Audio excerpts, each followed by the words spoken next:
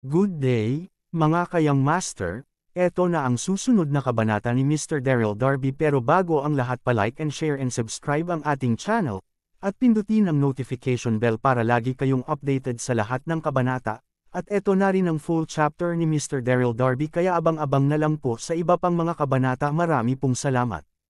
Ang asawa kong tinitingala ng lahat. Kabanata 2511. Sa wakas, natauhan si Bruce. Sinukat niya si Daryl at malamig na sinabi, "Who the hell you are?" Nakita ni Bruce si Daryl dati, ngunit iyon ay 3 taon na ang nakalilipas. Sa oras na iyon, si Daryl ay may mga galos sa mukha. Siya ay lumitaw na isang ganap na magkakaibang tao kaysa noon. Malamig na sumagot si Daryl, isang taong nagpo-protekta sa Jewel. Sa sandaling iyon, totoong nais ni Daryl na ilantad ang kanyang totoong pagkakakilanlan, ngunit napag-usapan niya kay Chester isang oras na ang nakakaraan tungkol sa pagtatago ng kanyang pagkakakilanlan upang siyasatin ang Endless Sky Organization, kaya pinigilan niya. Tumawa si Bruce, "May nagpo-protekta kay Jewel, ikaw, hindi ka lang bodyguard, kailangan bang sabihin mo ito ng mayabang mababang lingkod ka lamang? Alam mo ba kung ano ang ginagawa ng mga lingkod? Hindi sila nakikialam sa mga gawain ng kanilang mga Panginoon." Tumawa ng mayabang si Bruce na may pagkasuklam sa kanyang mga mata. Pagkatapos ay sumenya si Bruce sa pintuan at sinabi, "Umalis ka na ngayon at maghintay sa labas. Si Jewel ang magiging babae ko sa lalong madaling panahon. Mabuti pang maging magalang ka sa akin." Naiintindihan biro ni Daryl. Pagkatapos, tumingin siya kay Bruce at sinabi, "Alam mo ba kung ano ang ibig sabihin ng paghanap ng kamatayan?" Nagpalabas siya ng isang nakamamatay na aura nang sinabi niya iyon. Sinumang matatakot sa kanyang mga mata.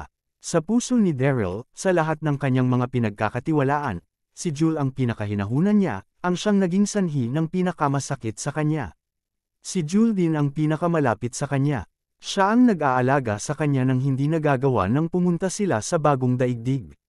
Sa sandaling iyon, ang dugo ni Daryl ay nagsimulang kumulo sa galit nang makita niya kung paano siya asarin ni Bruce. Sa sandaling iyon, sina Bruce, Kin, at ang iba pa ay napuno ng takot at kaba nang maramdaman nila ang nakamamatay na aura ni Daryl.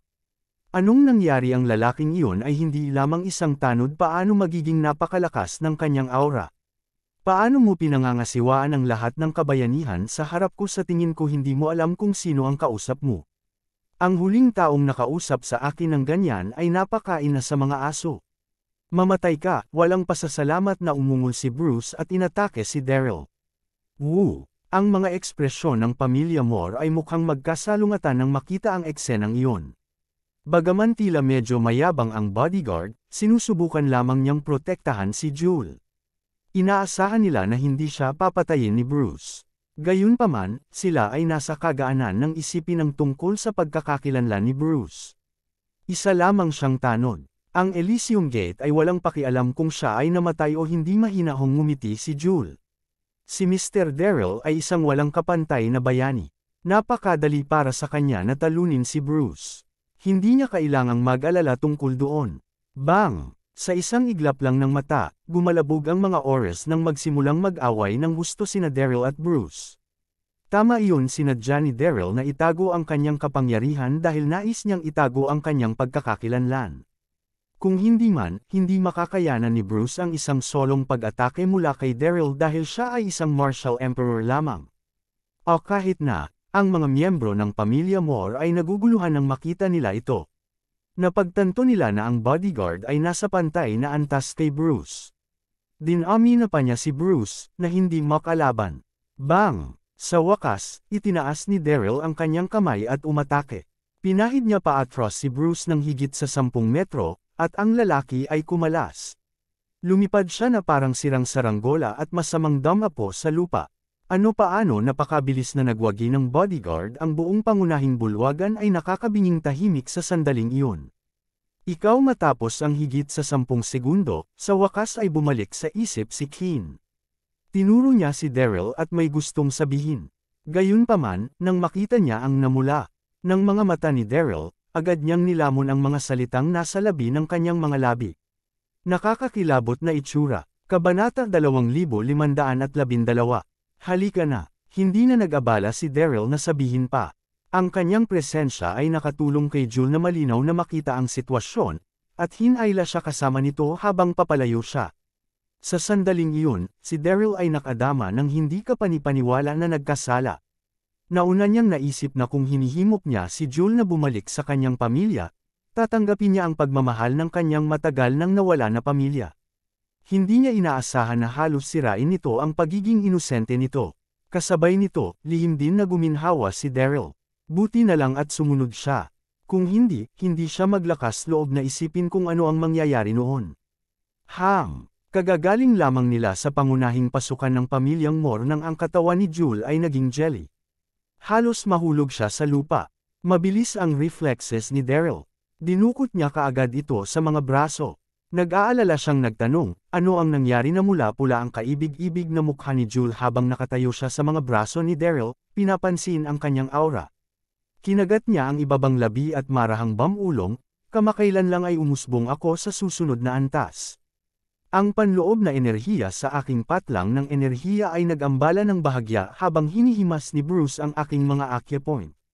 Naramdaman ni Daryl ang kanyang kapangyarihan nang marinig niya na, totoo sa mga salita ni Jul, ang kanyang panloob na enerhiya sa patlang ng enerhiya ay nagpapakita ng mga pahiwatig ng pagkagambala. Kung ang mga acupoint ng isang magsasaka ay biglang na-jab kapag sila ay dumaan sa ibang antas, mapanganib para sa kanila.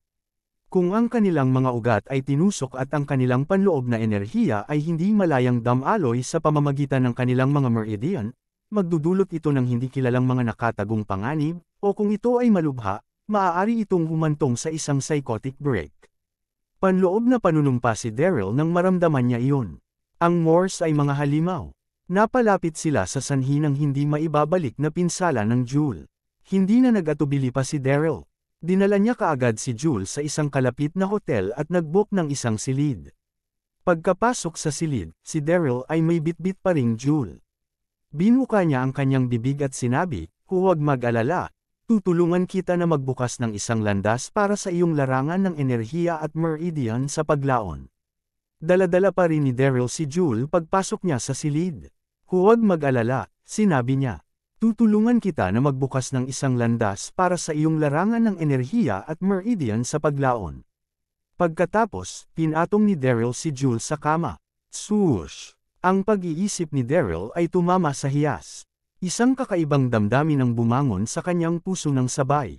Ang kanyang kaibig-ibig na mukha ay namula, kakaibang nahihiya at nahihiya.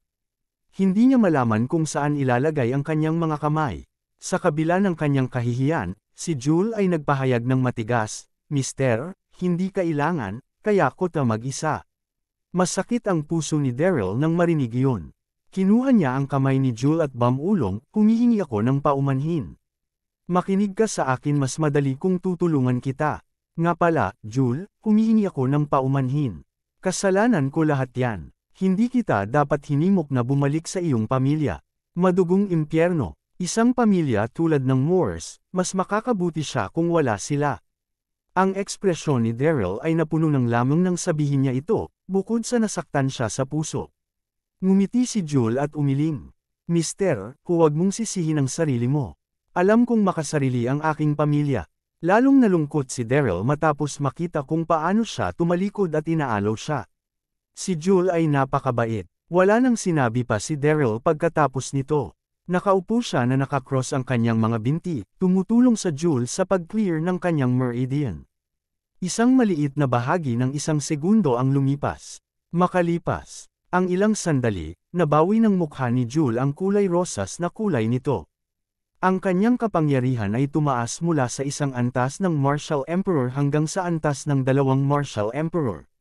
Salamat, Mister, sabi ni Jul sa kasiyahan at ginhawa. Ngumiti si Daryl at biglang may naisip. Pang-aasar niyang sinabi, Jul, balak mo bang hindi ikasal sa buong buhay? Kahit na ang insidente sa pamilyang Moore ay nakakainis, sa masusing pag-iisip, si Jul ay isang batang babae. Hindi siya maaaring manatili sa tabi niya sa buong buhay. Ako namula ang mukha ni Jul. Ibinaba niya ang kanyang ulo at marahang sinabi, wala akong balak magpakasal. Gusto kong paglingkuran si Mister sa buong buhay ko. Natigilan si Daryl, kahit na ang isang tanga ay malalaman kung ano ang ibig niyang sabihin doon. Sa pagkakataong iyon, hindi masabi na lumipat si Daryl. Jewel, huwag kang mag-alala. Hindi kita hahayaan. Habang nagsasalita siya, napansin ni Daryl na may dumaan sa bintana. Maliwanag, pinapanood siya. Pupunta ako tingnan. Babalik ako maya-maya. Pagkatapos, humulik si Daryl sa halik sa pisngi ni Jewel at mabilis na lumabas. Sa sandaling iyon, biglang namula ang mukha ni Jewel. Hindi matukoy ang kaibig-ibig ni Jewel nang makita niyang umalis si Daryl. Kumunat ang noo ni Daryl at tumingin sa paligid nang nasa labas siya. Napansin niya ang ilang mga figure na nawala sa gabi. Sino sila? Sumimangot si Daryl. Maaari ba itong mga miyembro ng Endless Sky Organization? Kabanata 2513. Iyon ay hindi tama, itinago niya ang kanyang sariling pagkatao. Maliban kina Chester at Jewel, walang nakakaalam na siya ay buhay. Habang nagbubulungan siya sa sarili, mabilis na bumalik sa silid ng hotel si Daryl. Sa sandaling iyon, sa Yellow Sky Trading sa hilagang kanlurang bahagi ng Cloudbrook City. Si Zhang Ju, nakasuot ng itim, nakaupo sa tahimik na opisina na may isang malabong mukha. Ang ilan sa kanyang mga lalaki ay gumagalang na nakatayo sa harap niya. Tama iyon ang mga taong iyon ang siyang sumusubaybay kay Daryl kanina. Matapos ang kanilang dating pananambang kay Daryl ay nabigo, na naging sanhi upang makatakas si Daryl, ginamit ni Zhang Ju ang lahat ng kapangyarihan ng Yellow Sky Trading upang subaybayan si Daryl. Sa wakas, natagpuan nila si Daryl sa Cloudbrook City. Ano ang nalaman mo? Malamig na tanong ni Zhang Ju. Ang isa sa mga kalalakihan ay mabilis na sumagot, Guro, ang taong iyon ay mapagbantay. Nang makalapit kami sa kanya ay agad niya kaming napansin. Ninisyon ni Zhang Ju, madugong impyerno, si Daryl ay alerto rin tulad ng dati. Pagkatapos, nag-isip sandali si Zhang Ju at inatasan, magpatuloy sa pagsunod sa kanya. Ipaalam sa akin ang anumang mga pagbabago sa sitwasyon anumang oras. Nais ni Zhang Ju na patayin kaagad si Daryl. Gayunpaman, ang kanyang naunang pag-atake ng snake, ay nasaktan lamang si Daryl. Ang mga kakayahan ni Daryl ay ganap na nakuhang muli sa puntong iyon. Ang isa pang pag-atake sa kanya ay wala sa tanong. Gayunpaman, nagpasya si Zhang Ju na maghintay para sa Daryl na umalis sa Cloudbrook City at patayin siya sa kalahati sa kanyang paglalakbay. Oo, Guru, ang pangkat ng mga kalalakihan ay sabay na tumugon. Sa susunod na umaga, maagang nagising si Jewel at tumungo upang kumuha ng agahan para kay Daryl. Talagang inalagaan ni Jewel ang mga tao. Sa sandaling iyon, si Daryl ay may ilang sinigang. Napansin niya ang paglabas ni Jewel ng kanyang telepono at pagtingin sa isang mensahe na may mga nakakunot na mga braso, tila nagugulo. Ano ito? Ngumiti si Daryl at nagtanong. Bum-ontong hininga si Jewel. Nag-text lang sa akin si Tio, na sinasabing ang pamilya ay nasa bingit ng kamatayan. Gusto niyang tulungan ko sila. Gusto pa ba niyang tulungan sila? Sumimangot si Daryl at pilit na pinigil ang galit. Ang mga taong iyon ay walang kahihiyan. Nang mapansin ni Jewel ang mukha ni Daryl, mahina siyang sumagot. Humingi siya ng paumanhin sa akin sa insidente kahapon. Sinabi niya na hindi nararapat sa kanya na ayusin ang pagpunta ni Bruce nang walang pahintulot ko. Huminga ng malalim si Daryl at sinabing, gusto mong umalis, tama. Nakita niya iyon, kahit nagalit pa si Jewel sa insidente kahapon, na-miss niya pa rin ang Morse. Kung sabagay, iyon ang kanyang pamilya ng kapanganakan. Matapos niyang pag-isipan ito, sinabi ni Daryl, napakahusay noon. Sasamahan kita dyan pagkatapos ng agahan. Salamat mister. Ngumiti si Jewel at nagpasalamat kay Daryl. Si Jewel ay pamilyar sa Daryl. Ang pamilyang Moore ay lubos na nagalit sa kanya dahil sa pangyayari noong nakaraang araw. Ang pagkatao ni Daryl ay nagdidikta na hindi na siya babalik sa kanila. Si Daryl, sa kabilang banda, ay pumayag na bumisita sa kanila muli dahil sa kanya. Naipakita nito kung gaano ang kahulugan niya sa kanya. Di nagtagal, nasa patio na sila ng pamilya Moore. Nang makapasok sila sa main hall, natuklasan nila na ang bawat miyembro ng pamilya Moore ay naruroon na. Swoosh! Nang makita nilang kasama ni Daryl si Jewel, lahat ng mata ay agad na nakatingin sa kanya. Paano ang lakas ng loob na sundin ka ng lalaking iyon? Hindi ba niya alam ang lugar niya? Tumayo si Kin, tinuro si Daryl, at sumigaw. Madugong impyerno, kung hindi dahil sa kanya, maaaring nakuha na ng Morse ang tulong sa pananalapi mula kay Bruce. Ngini siya ni Daryl at sinabing, bakit hindi ako makakapunta? Galit na galit si Keen. Bakit kung hindi ka nakipaglaban kay Pangulong Brock kahapon, ang mga bagay ay hindi magiging seryoso ngayon? Kabanata 2514. Bilang tugon sa mga sinabi ni Keen, ang iba ay tumango bilang pagsang-ayon. Tama iyan, naghahanap kami ng asawa para kay Jewel. Para sa kanyang kabutihan. Tanod ka lang. Ano ang karapatan mong makagambala? Ang lahat ay nag-shim. Si Keen ay tumingin kay Daryl, ngini siya, at sinabing, kung may alam ka pang mabuti, aalis ka kaagad. Tatalakayin namin ang mga usapin ng pamilya. Ang isang tagalabas na tulad mo ay walang karapatang magpunta rito. Duguan gaano kayabang. Galit na galit si Daryl na tumawa siya. Tapos, tiningnan niya ng mabuti si Keen. Nakakatuwa. Bilang isang pamilya, pinilit mong ibigay ang kanyang kaligayahan para sa iyong sariling pakinabang, ngunit nagsasalita ka na para bang nasa tama ka. Ang kahihiyan. Ano ang sinabi mo? Ang kilos ni Keen ay lumipat sa way niya. Biro ni Daryl. Sigurado akong naiintindihan ninyong lahat ang sinasabi ko. Sa sandaling iyon, sinabi din ni Jewel, Tiyo, kung pipilitin mo pa ring maging ganoon, sa palagay ko hindi na kailangan na bumalik ako dito. Jewel, si John na nakaupo doon, agad na tumayo.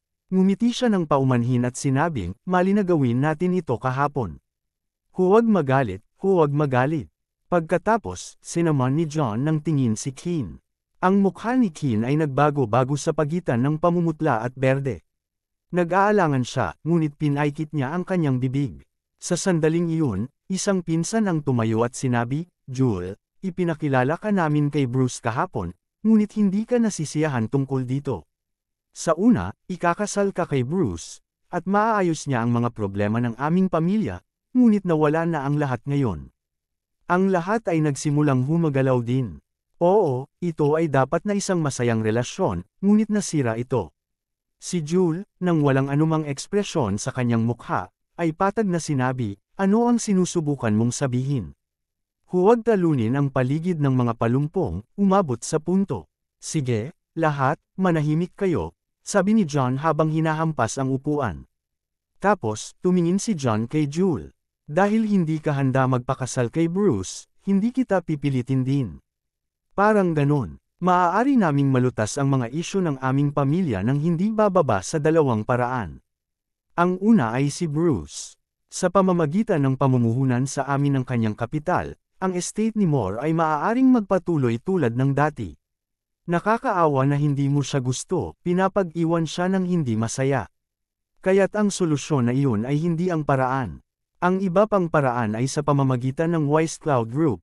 Ang Wise Cloud Group ay magiging isang mahusay na pandagdag sa estate ng pamilya Moore. Nakakaawa na hindi kami nakipagtulungan sa kanila. Kaya, sa palagay ko, kung maaari mong masabi ang Elysium Gate para sa amin, tiyak na sasang-ayon ang Wise Cloud Group na makipagtulungan sa amin sa ngalan ng Elysium Gate.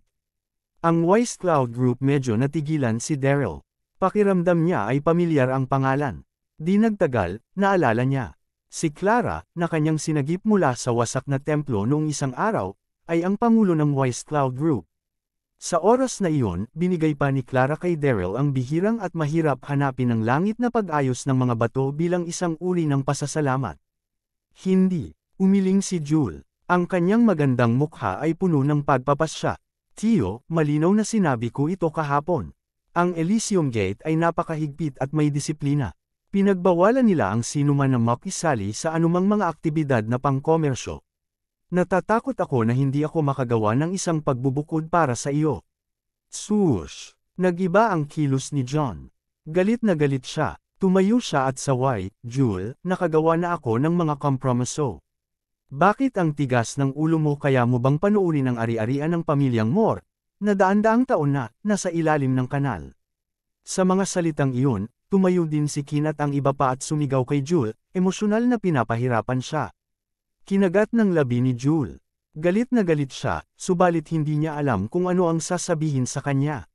Sa sandaling iyon, hindi na ito mapigilan ni Daryl. Bigla siyang tumawa ng malakas. Bakit ka tumatawa? Galit na tanong ni John.